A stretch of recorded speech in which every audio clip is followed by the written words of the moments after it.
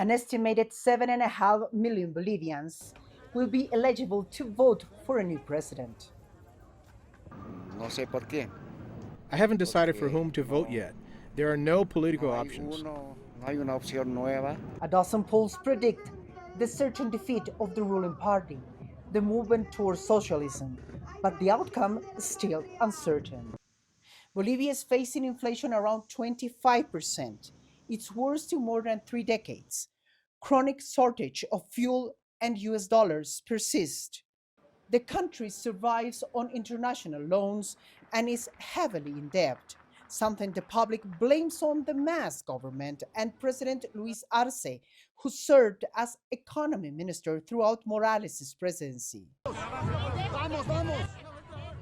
At the top of the polls, with a slim lead over his nearest rival, is Social Democrat entrepreneur Samuel Doria Medina, who is promising to pull the country out of crisis by slashing public spending and reorganizing the budget.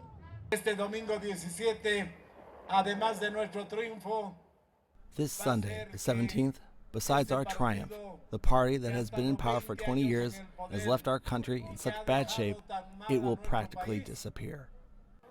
Va a desaparecer prácticamente. Doria Medina is promising relief for families struggling with food prices that have surged more than 31%. I'm going to support the frontrunner in the polls, and I ask the people to think with their hearts for the country, because there is still hope. Close to Doria Medina is former President Jorge Tuto Quiroga of the Freedom Alliance, whose right-wing platform calls for a bailout from the IMF.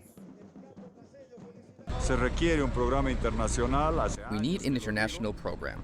I've been saying for years, of $12 billion to end fuel queues. Here I am standing on a tanker.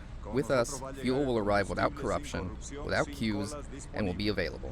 To end the inflation, we will close the faucet of the central bank, the credit card of spending and theft. Leading on the left is Evo Morales' former protege, Andrónico Rodríguez.